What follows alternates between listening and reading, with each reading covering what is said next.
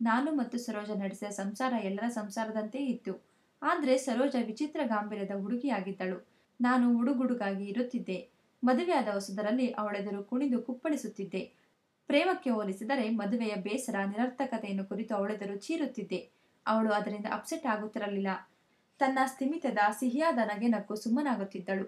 ಅವಳು ಹಾಗೆ ನಕ್ಕಾಗ ನನ್ನ ಸಂಸಾರದ ಗಾಂಭೀರ್ಯ, ಆಳವಾದ ಪ್ರೀತಿ ಕಂಡು ಹೆಮ್ಮೆ ಪಡುತ್ತಿದ್ದೆ.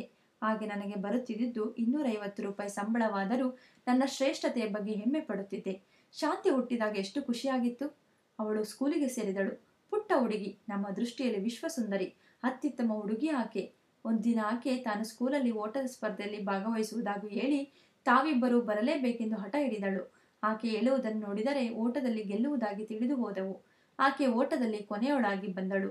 ನಾನು ನೋವಿನಿಂದ ನಕ್ಕು ಬದುಕಿನ ವಾಸ್ತವತೆಯ ಬಗ್ಗೆ, ಈ ಜಗತ್ತಿನಲ್ಲಿರುವ ಎಲ್ಲ ತಂದೆ ತಾಯಿಯರ ಭ್ರಮೆಯ ಬಗ್ಗೆ ಯೋಚಿಸಿದೆ. ಇದನ್ನು ಯಾಕೆ ಹೇಳ್ತೀರಿ ಎಂದು ನನ್ನ ಮಾತು ಮೆಚ್ಚುತ್ತಲೇ ತಮಾಷೆಯಾಗಿ ಮಾತನಾಡಿದಳು ಪದ್ಮ. ಅಷ್ಟರಲ್ಲಾಗಲೇ ಬೆಂಗಳೂರಿನ 2 ಉದ್ಯಾನವನದ ಸುತ್ತ ತಿರುಗಾಡಿ ಹೋಟೆಲ್ ಒಂದರಲ್ಲಿ ಕಾಫಿ ಕುಡಿಯುತ್ತಾ ಕೂತಿದ್ದೆವು.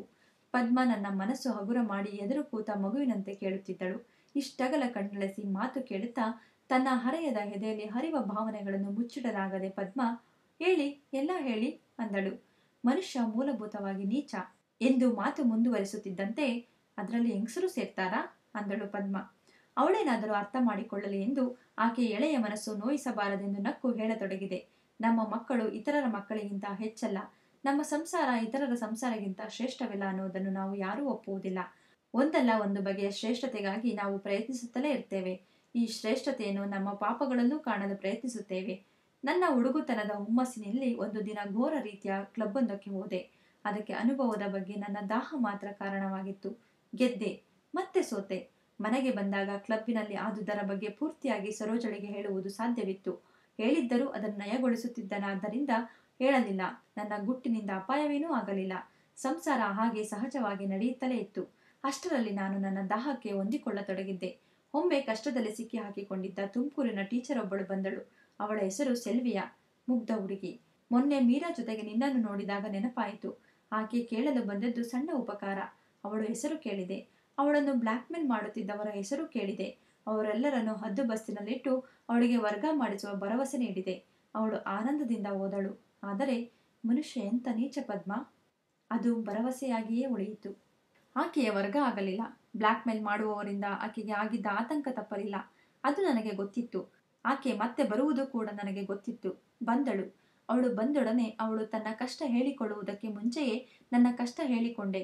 ಕೆಟ್ಟು ಹೋಗಿರುವ, ಕೊಳೆತು ಹಾಳಾಗಿರುವ ವ್ಯವಸ್ಥೆಯಲ್ಲಿ ಒಂದೇ ಒಂದು ಒಳ್ಳೆಯ ಕೆಲಸ ಮಾಡುವುದು ಎಷ್ಟು ಕಷ್ಟ ಎಂದು ಹೇಳಿಕೊಂಡೆ. ನಾನು ಹೇಳುವ ರೀತಿಯಿಂದಲೇ ಸೆಲ್ವಿಯ ಮನಸೋತಿದ್ದಳು. ದುಷ್ಟ ಜಂತುಗಳಿಂದ ಅಸ್ಥಿರಗೊಂಡಿದ್ದ ಆಕೆಯ ಮನಸ್ಸು ನೆಮ್ಮದಿ ಪಡೆದಿತ್ತು. ಬಲೆಯಲ್ಲಿ ಸಿಕ್ಕಿ ಹಾಕಿಕೊಂಡ ಜೀವ ನನ್ನ ಬಲೆಯನ್ನು ಸೇರತೊಡಗಿತ್ತು.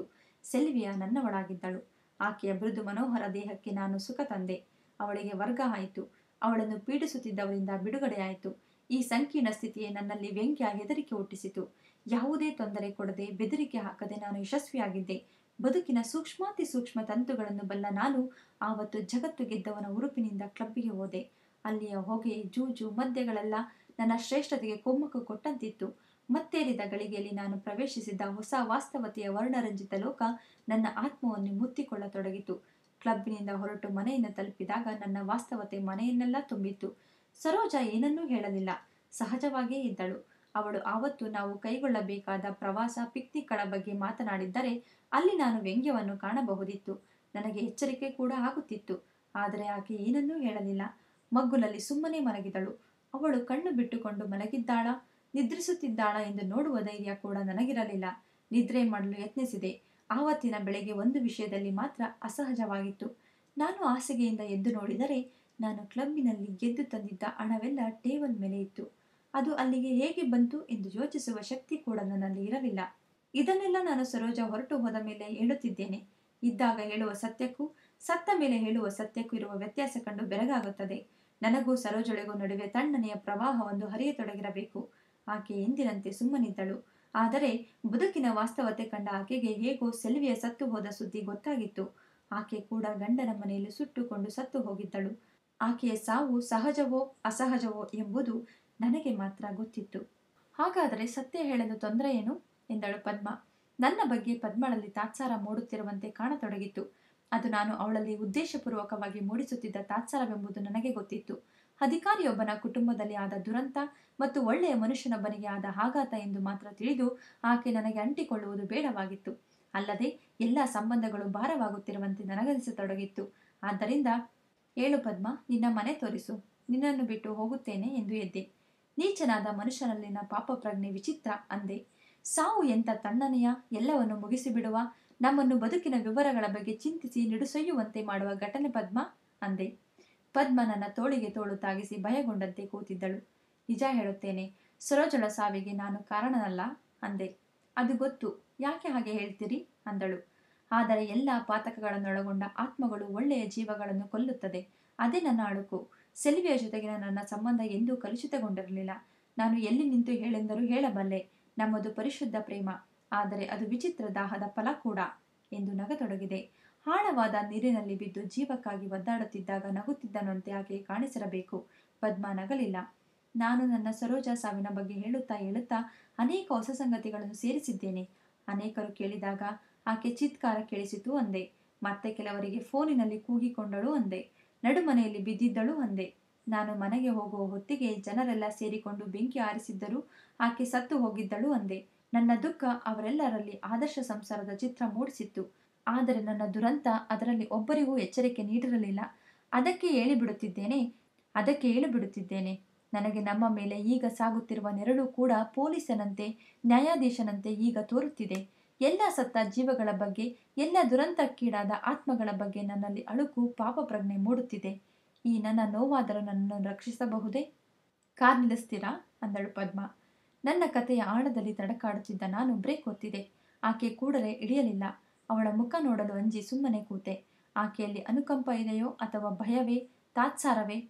ನನ್ನ ಕಥೆಯನ್ನು ನಾನು ಅವಳ ಮೇಲಧಿಕಾರಿಯಂತೆ ಹೇಳಿದ್ದೇನೆಯೇ, ಬರೀ ಮನುಷ್ಯನಂತೆಯೇ, ಅಥವಾ ಮನವೊಲಿಸುವ ಪ್ರೇಮಿಯಂತೆಯೇ? ಬರ್ತೇನೆ ಎಂದು ಅವಳು ಹೇಳಿದ್ದು ಕೇಳಿಸಿತು. ತನ್ನ ಸುಂದರ ಯೌವನದ ಮೈಯನ್ನು ಹಕ್ಕಿಯಷ್ಟು ದಕ್ಷತೆಯಿಂದ ಹತೋಟಿಗೆ ತೆಗೆದುಕೊಂಡು ಇಳಿದಳು. ನನ್ನ ನಿರೀಕ್ಷೆಯನ್ನು ಮೀರಿ ನನ್ನ ಕೈ ಒತ್ತಿದಳು. ಎದುರಿಗೆ ರಸ್ತೆ ನೋಡುತ್ತಿದ್ದ ನಾನು ಅವಳತ್ತ ತಿರುಗಿದೆ. ಅವಳು ನಗುತ್ತಿರಲಿಲ್ಲ. ಅವಳ ಮುಖದಲ್ಲಿ ಯಾವ ಭಾವನೆಯೂ ಇರಲಿಲ್ಲ. ಕಾರಿನಿಂದ ತಿರುಗಿ ಮನೆಯತ್ತ ಸರಸರ ಹೋಗುವಾಗ ಅವಳನ್ನು ನನ್ನ ಕಣ್ಣುಗಳು ಹಿಂಬಾಲಿಸಿದವು. ಹಿಂದುಗಡೆಯಿಂದ ಸೆಲ್ವಿಯಾ, ಸರೋಜ ಇಬ್ಬರನ್ನೂ ಹೋಲುವ ನಡಿಗೆಯ ಪದ್ಮ ನಿಂತು ಸ್ನೇಹದಿಂದಲೇ ಕೇಳಿದಳು, ನಾಳೆ ಬೆಳಿಗ್ಗೆ 8ಕ್ಕೆ ಬರಲಾ? ನಾನು ಯೋಚಿಸಿದೆ. ಬೇಡ, ನಾನು ಊರಲ್ಲಿರೋಲ್ಲ. ನನ್ನ ಮಾತಿನಿಂದ ಬೋರಾಗಿದ್ದರೆ ಕ್ಷಮಿಸು ಮರಿ ಎಂದು ಹೇಳಿ ಹೊರಟೆ. ಈಗಲಾದರೂ ನನ್ನ ಅನಿಸಿಕೆಯನ್ನು ಆಕೆಗೆ ಸ್ಪಷ್ಟವಾಗಿ ಮುಟ್ಟಿಸಿರಬಹುದು ಎಂದುಕೊಂಡು ಹಸಿರು ಮರಗಳ ನಡುವೆ ಜೋರಾಗಿ ಕಾರು ಬಿಡತೊಡಗಿದೆ. ಪಿ. ಲಂಕೇಶ್ ರವರು ಬರೆದಂತಹ ದಾಹ ಕತೆ ಮುಕ್ತಾಯವಾಯಿತು. ಓದಿದವರು ಪ್ರತಿಭಾ ನಿರಂಜನ್.